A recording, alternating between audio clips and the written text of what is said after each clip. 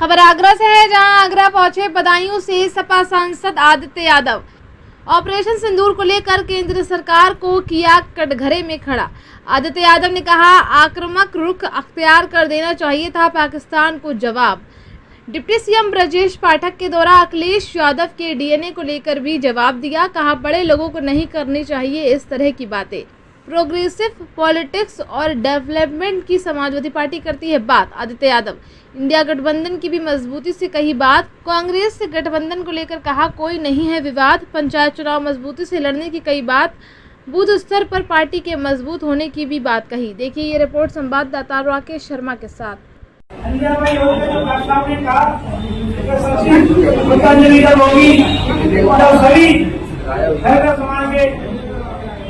जारी हो जाएंगे क्योंकि भारतीय जनता पार्टी इसका जो काम कर रही है उसका राय के नाम होने का काम कर रही है। समाजवादी पार्टी ये बात करती है कि जयंती के अवसर पर तत्काल सरकार समाज के सर्टिफिकेट जारी किए जाए और नहीं समाजवादी पार्टी की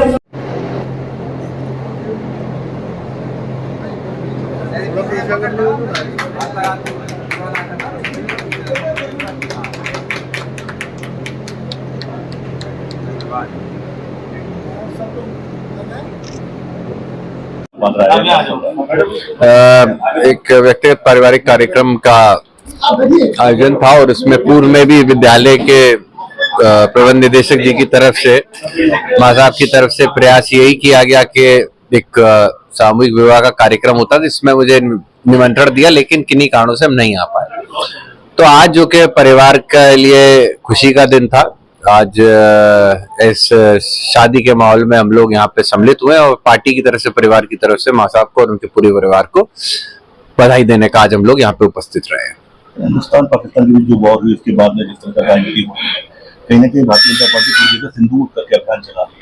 किस रूप में देखते हैं? देखिए, इसको राजनीतिकरण करने का प्रयास किया जा रहा है, लेकिन हर पार्टी की, हर व्यक्ति की क्या मंशा रही वो जनता के सामने आ चुकी है। दुर्भाग्य ये है कि जिस चीज को हम लोग जड़ से खत्म कर सकते थे, जहां वाकई में सही मायने में अपने बेकसूर लोगों का, देशवासियों का जो खून बहा है, उनके खून का बदला लेने के लिए जो मौका दिया था, शायद उस पर कहीं ना कहीं खरे नहीं उतर पाई सरकार, और सरकार को आक्रामक रुख लेते हुए जवाब देने का प्रयास करना चाहिए था। भाजपा के डिप्टी सीएम ब्रजेश पाठक ने भी डीएनए को लेकर सवाल किया। देखिए, राजनीति के अंदर इतनी छोटे शब्दों का प्रयोग बड़े लोगों के लिए और बड़े लोगों द्वारा नहीं किए जाना चाहिए। ये दोनों ही तरफ से दुर्भाग्यपूर्ण होता है। आने वाले, जैसे हम लोग युवा हैं, आने वाली पीढ़ी है, हम लोग जो बात है राष्ट्रीय अध्यक्ष जी बार बार कहते हैं, प्रोग्रेसिव पॉलिटिक्स की तरफ हम लोग देखते हैं। हम लोग डेवलपमेंट, समाज के अंदर एक जुटता, भाईचारा बना रहे, इसके ऊपर हम काम करते हैं। लेकिन ऐसी बयान और ऐसी बातों से मैं समझता हूँ ये भाईचारा स्वार्थ बिगड़ने का और काम होता है, ना कि बनने का। तो इन सब चीजों पे अंकुश लगाना चाहिए। उप मुख्यमंत्री ब्रजेश पाठक जी, उनको भी ये चीज सोचनी चाहिए कि आक्षेप लगाने से पहले इस बात को भी वो सोचे कि जहां पे वो आक्षेप लगाते हैं वही दूसरों को वो ये स्वतः इजाजत भी दे देते हैं कि अब आप हम पे भी कुछ ना कुछ कमेंट कर सको। तो अगर ये चीज हो रही है तो ये कहीं ना कहीं जो उन्होंने किया उसी का एक बाउंस बैक है। 2027 में चुनाव होने विधानसभा के गठबंधन को लेकर भी सवाल खड़े हो रहे हैं।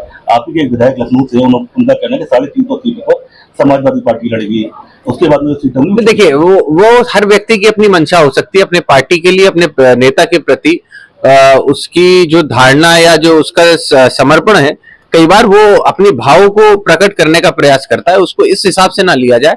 पार्टी के अंदर क्या गठबंधन होगा, नहीं होगा, पार्टी से कितना होगा, किन सीटों पे होगा, ये सारे फैसले पार्टी के शीर्ष नेतृत्व तय करेगा।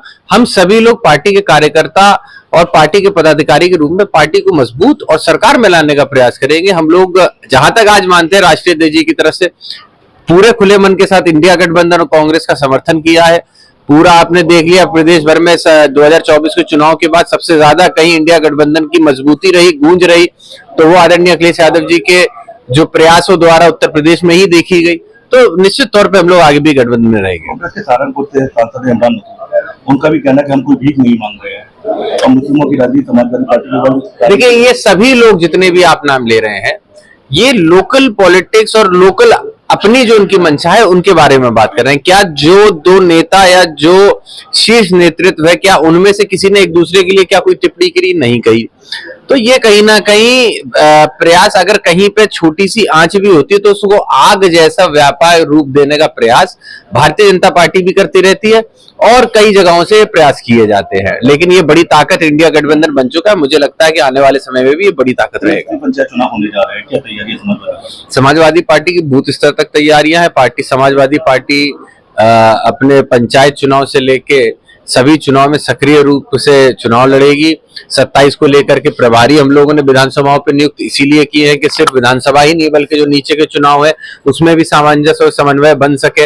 ये वो चुनाव है जो हमारे ग्रामीण क्षेत्रों की क्या आने वाले समय में विकास होगा इसकी एक नींव रखने का काम करते हुए चुनाव निश्चित तौर पर प्रदेश के लिए बहुत महत्वपूर्ण होंगे। सही संभावना जताई जा रही है प्रदेश सरकार इस बार ब्लॉक प्रमुख और जिला पंचायत अध्यक्ष का चुनाव जनता से करा लेंगे, तो समाजवादी पार्टी का क्या स्टैंड है? देखिए, पार्टी का क्या स्टैंड है उससे पहले हमें ये जानना होगा क्या इतने कम समय में क्या ये चुनाव हुए जा सकते हैं, क्या उसके लिए जो हमें कार्रवाइयां करनी होगी, जो कानूनी दाव पेच है या जो नियमितताएं हैं, क्या हम उनको पूरा कर पा रहे हैं, नहीं कर पा रहे हैं।